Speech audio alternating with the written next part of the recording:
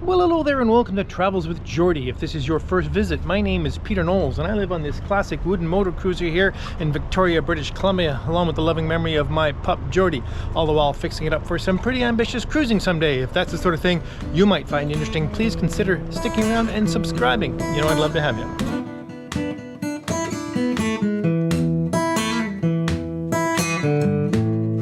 This week we're going to get back to some actual physical work, although I've been tremendously enjoying the 3D and we'll get back to that in a bit. But in anticipation of getting started on the cabinetry in the wheelhouse, I need to make some infrastructure improvements, finish up some of the critical wiring, and in fact redo all the plumbing. Anyway, we'll jump right back into that. I also want to, as usual, send out a great big thanks to all my Patreons and supporters on PayPal. Without your kind support, I couldn't possibly carry on. Thanks again. Well, yes, as I said, as much as I really enjoy doing that 3D work, I would really rather not spend another week sitting at the computer. So this is a week of getting some physical things done, some real things. Some of you may know I'm pretty keen to get going on the projects you've seen in the last couple of 3D episodes, the dinette system, but probably or definitely sooner will be the galley. And as you can see, the water heater is still in the way, and there's quite a few systems that I really want to put in place before I get to that. And so that's what we're going to get to this week. Relocate the water heater, put in the final and proper complete water system, water trunk backbone, as I'm going to call it. Anyway, you'll see, as well as connect up the water heater to the engine through a heat exchanger and talk about the future heating systems that I'm going to have in the future, as well as finishing up some of the more interesting wiring things. Not too much, don't worry, because there's only much of that anyone can stand, but we have some fun new developments. Anyway, let's get to work. So diving right in, we have a bunch of materials for this week's projects, but this is what I want to talk about today, or at least right now. Some of you will recognize these, what I call very expensive pieces of mechanical. They were bus bars for the electrical panel, and I made them out of stainless steel, erroneously miscalculating the reduced conductivity of stainless steel, just not adequate. So I have procured, at substantial cost, a piece of copper, if you can see it just on the end there, tinned copper bus bar material, which I will now convert into two new, even more expensive pieces of mechanical. Now, it would be very tempting to just take my old bus bars and clamp them on top of the new material and drill through to drill the new holes. However, if you look carefully, I'm actually not terrifically proud of how well aligned these holes are, and we won't get into why that happened. Anyway, so I'm going to mark off new holes on here and drill all fresh.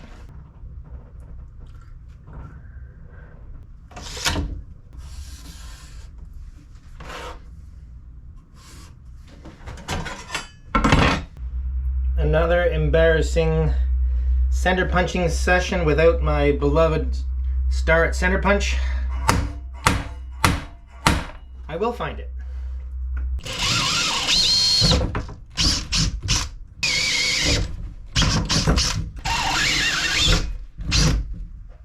Woo! And then I'll use the countersink to just clean up the edges a bit.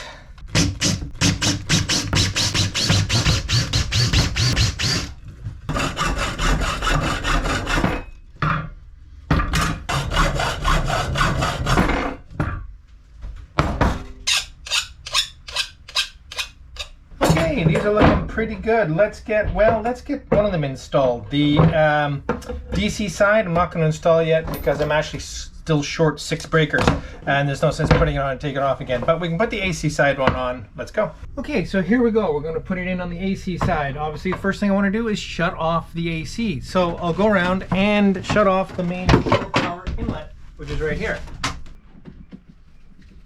And on. Okay, doesn't that look fabulous? All right, now I have to show you something about the power meter setup. I don't think I showed you before. Okay, I'll give you a bit of a close-up in here. So here's the new bus bar on, and with the feed lug at the bottom, which the main feed is going to bolt to. And what I want to talk about is this thing right here, which is, I think it's called the ferrite loop. It's basically a coil. Here it is, what it looks like before it's actually put on. And this is the sensor that feeds the current sense to the meter up here that shows the current at the panel, and they're pretty handy. So what it does, it just goes over the AC wire, and the flux that the AC current creates is sensed by this coil and passed on to the meter. We're going to set the other one up on the shore power side in a minute. So anyway, just have to connect these last few elements up here, and we're pretty close to buttoning this up. All right, so that's all set. Of course, there's still so much work to be done in here, but at least we have the bus bar on, and now I can start to load up the other circuits as we go. And pretty soon, I'll be able to do the same over here. Okay? So let's fire it back up and see if it all looks good. We'll just use the inverter, make it nice and simple. There we go. Power, power, power, power. Excellent. I won't turn the hot water heater on the inverter. That would really make it unhappy. All right, let's move on. Let's make this meter work. Woohoo. So the other AC meter is going to sense both the voltage and the current at the main shore power inlet, basically right off the shore power plug. And what that'll do, it'll tell me the difference between what I'm drawing off shore power, which is very important because you want to know what your voltage is from the dock, and you want to know how much you're drawing in terms of current, because you have a limited amount of current and you don't want to blow the breaker on the dock. And the other meter, which is showing me the power at the panel, tells me what I'm actually consuming. Well, you say, why aren't they the same? They're not the same because of the inverter.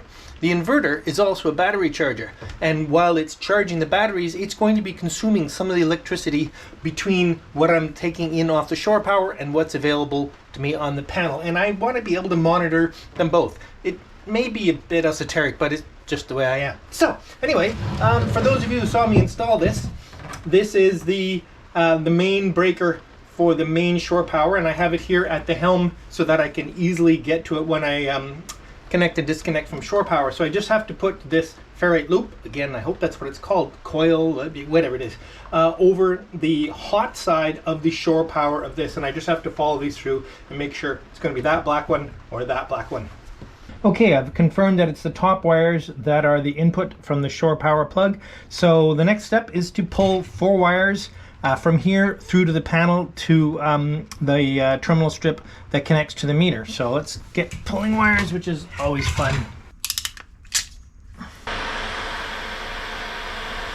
Okay, so I've disconnected the shore power outside and I'm turning this breaker off so that even if the inverter starts and I've got it turned off, the top part of this is not possible to be live.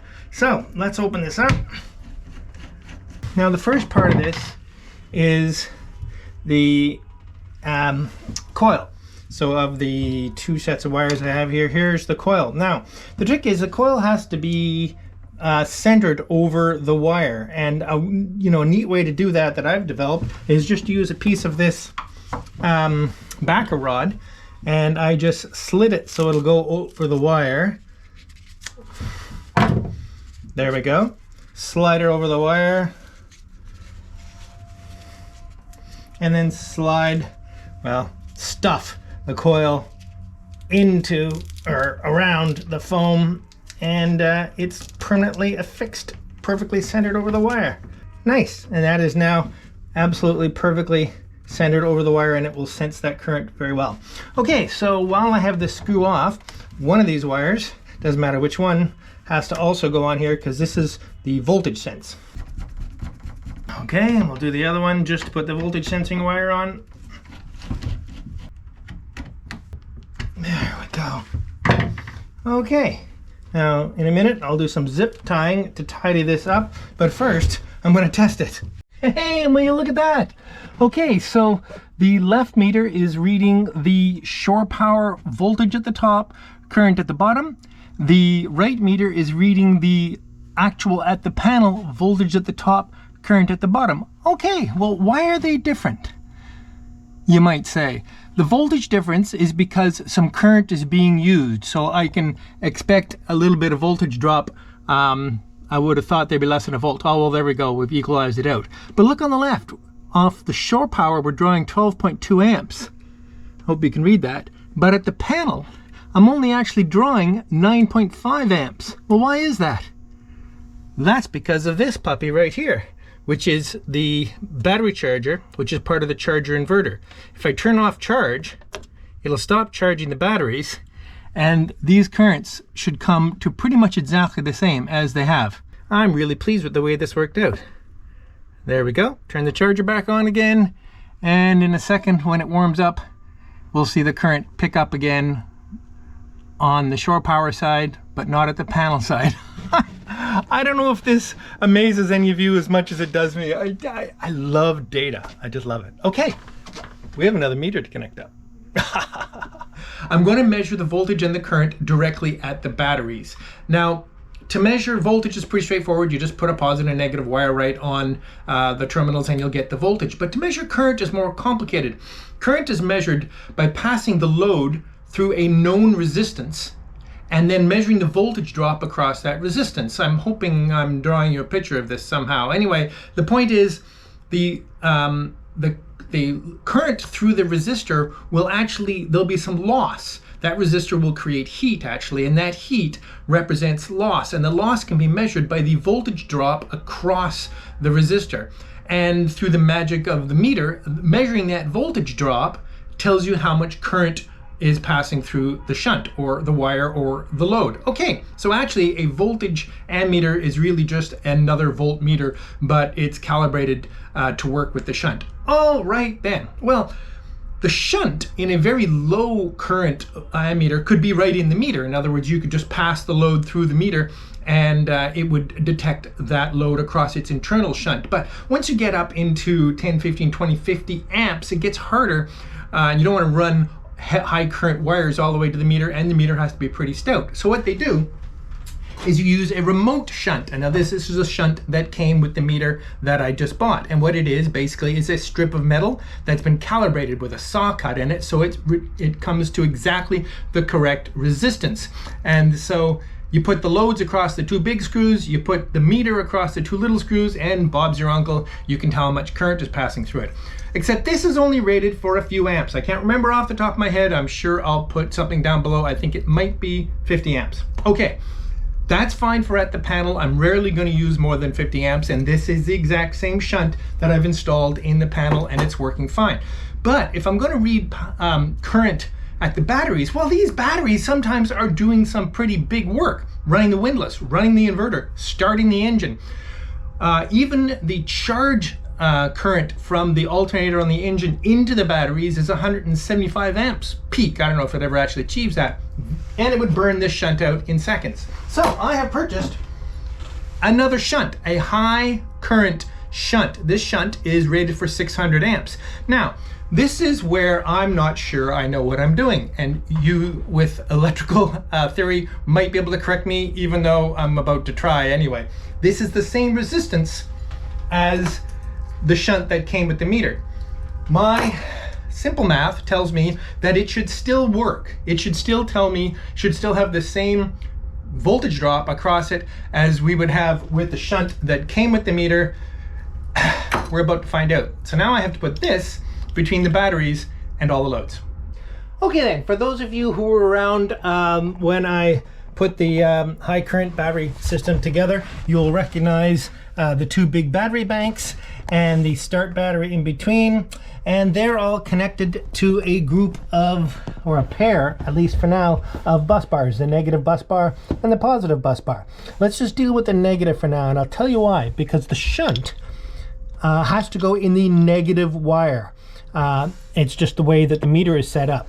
So to be able to measure current in and out of the batteries, I have to be able to put the shunt between the house, which is this wire here, and the engine, between those two and all the batteries. So actually, in terms of a proof of concept, this actually worked out pretty well. The alignment is excellent. But if this works, it'll be a very elegant thing just to put another bus bar in here and connect the two bus bars with the shunt. Okay.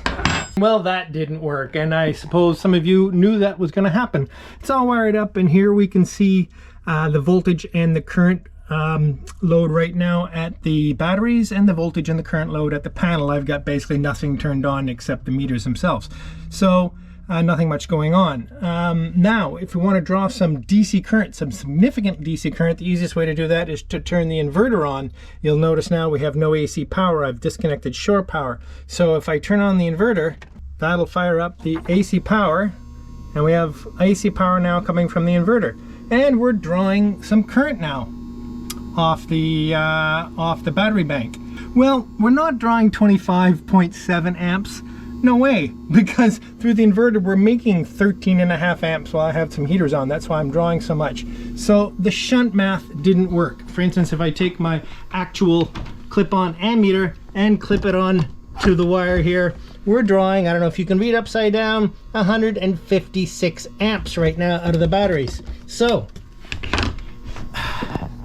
using a bigger shunt, even with the same impedance, doesn't work. But it makes me think, maybe using a bigger shunt with a different impedance could work. I'm not going to think about that right now. I'm frankly a little bit embarrassed. My father was in electronics, and if he was alive today, he'd be going, Peter, Peter, Peter, and as some of you are. It was one of those cases of I wanted it to work, so I didn't think about it very much, and I just hoped it would. All right. And good morning. Well, that little ammeter escapade was a good example of how my reality doesn't always keep up with my fantasy. I did a little research overnight, and it turns out my understanding of ammeters and perhaps even Ohm's law is somewhat flawed. Or maybe it was just more of that fantasy. If you or someone you know has intimate knowledge with the way shunts work, and if it's possible to use the existing ammeter I have, because it is installed in the panel, which was designed for a 50 amp shunt, is possible to use it with a larger shunt in some way. If it even worked at a factor of 10 would be fine. Right now it's sort of a random miscalculation. Anyway, I'm not quite sure what I'm going to do with it, hoping some expertise out there will set me straight. Well, first, while we have the bilge open, perhaps we'll do a little battery maintenance. Okay, so maintenance for me for the batteries is largely checking the electrolyte levels to make sure they're not low. Let's have a look in this cell right here. It's easy to get at. And I don't know if you can see, but I can just see that the electrolyte is about 1/4 of an inch below the fill tube, which is just about perfect. So in fact, these have not dropped at all since my fall service, which is sort of reasonable because the batteries have not done much work since then. I'm going to actually check every single cell in all 8 batteries just to be sure, but I think probably we're okay. The other thing I'll do is go around and check the tightness of all the connections and make sure they haven't gone bad. Look around for any corrosion or issues on the terminals. I haven't put any silicone or dielectric grease on these terminals yet because I wanted to sort of monitor them and see how they went. It may be that I actually put fluid film on these. And the other thing I'll check for in the caps is any sort of gunge on the inside. Now you can see there is some gunge starting to form on the bottom of the caps, which means the batteries are working, but it's not yet, I think, in a situation where these need to be cleaned. I do also intend to replace all the caps with a self-watering system, so I won't have to get in under here to make sure that they're properly watered, because letting batteries run dry is it's certain death for them. So I'll be setting that up in the not too distant future. Okay, so didn't need any of my new distilled water, or I don't think I did because I haven't checked all the cells yet, but I'll get to that. Actually, I did end up topping these up just ever so slightly just to reduce further maintenance. Now, the start battery is a sealed unit, so there's nothing I can really do to it, but I just thought I'd check the connections as well. The terminals are also tight here. Looking good. Looking good. Okay. Well, that pretty much sums up battery maintenance for this time, and all I need now is to put it in the log. I keep a rather modest log for the boat, and I'm not all that faithful about keeping it up, but I do try to keep maintenance stuff in. So here we're gonna go. I put in the hours, and more on this in just a minute. Like, how do I even know the hours? I don't have an hour meter, and it is overcast. No wind or wave reported when I'm just in harbor. Okay, battery maintenance. So I did add a little bit of electrolyte, a little bit of water to bring it from 3/8 below the vent tubes up to 1/4 inch, which is technically the highest you're supposed to go. No other issues. Okay, so if we get back to the hours, I have calculated the hours for the various cruises and short jaunts I've made on the boat based on how long it took me to get there. So they're not actually engine hours, but they're probably relatively close. Now I have purchased an hour meter, and here it is. I'm not entirely thrilled with it. It's about the best I could find for a simple little ammeter that fit in a 2 1/16 round hole, and it will go in the main panel. So what I need to do is start using it, but what I need to do before I do that is get it to catch up. 72.9 hours on here, so I just have to plug it in for a couple of days, and as it gets close, I can then actually connect it to the engine on circuit, and it will now provide me proper engine hours. All right then, so where to put this hour meter? Some of you have seen the drawing for the panel before, and the whole center section here, which I have not yet developed, I've sort of got reserved for a couple of electronic timers, a whole bunch of switches for various things, and up to 6 traditional round gauges. The bottom 3 will be fresh gray and black water tanks. This is going to be the hour meter, and I have room for 2 more, which who knows what they're going to be. So I just have to locate this hole right here for the hour meter. I figure I should mark these all out now in anticipation of getting these gauges on here.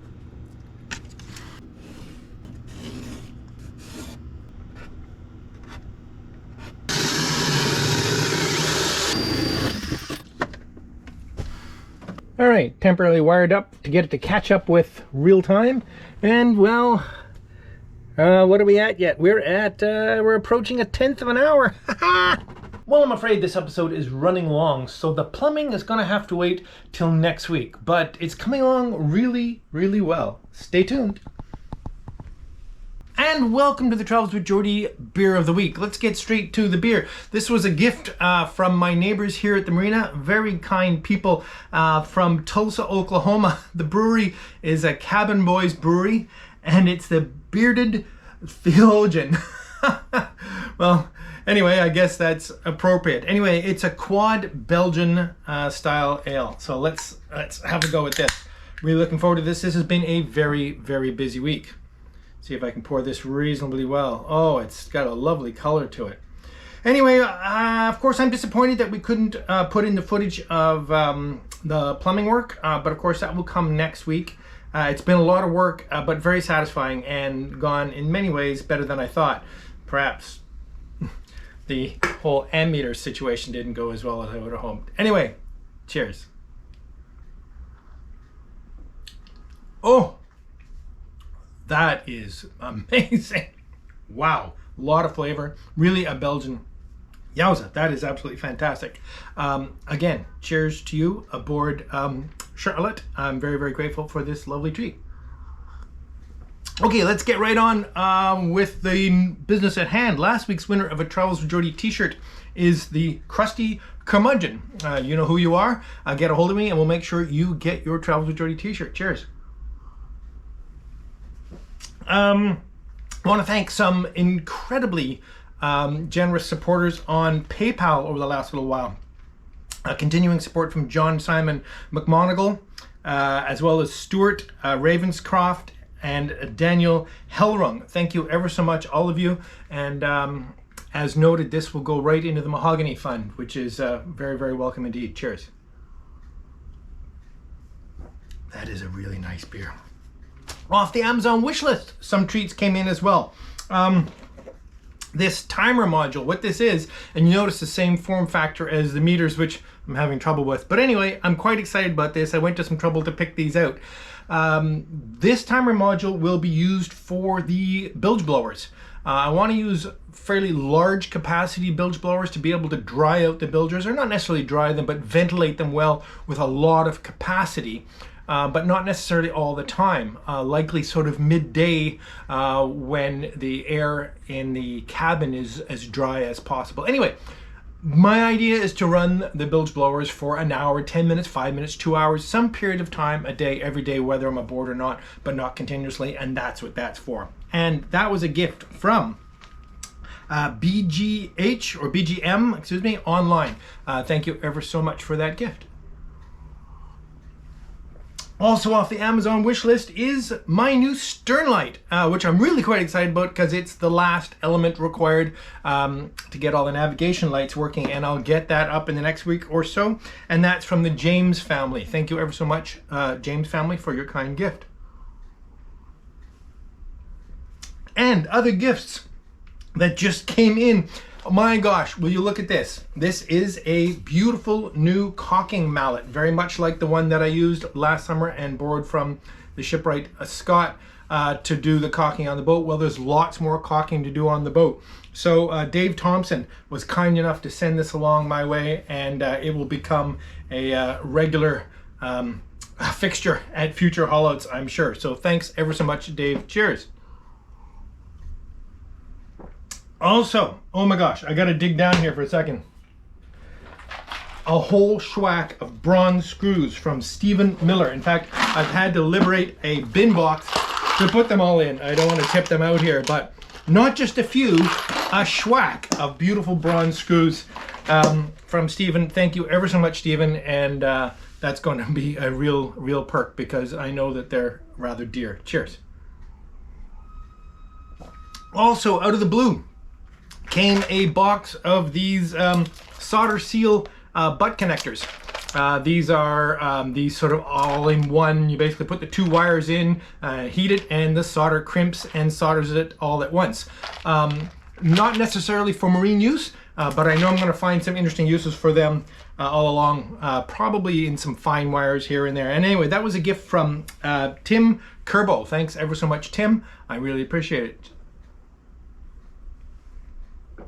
So many people to thank. This beer is going quickly, but it's yummy.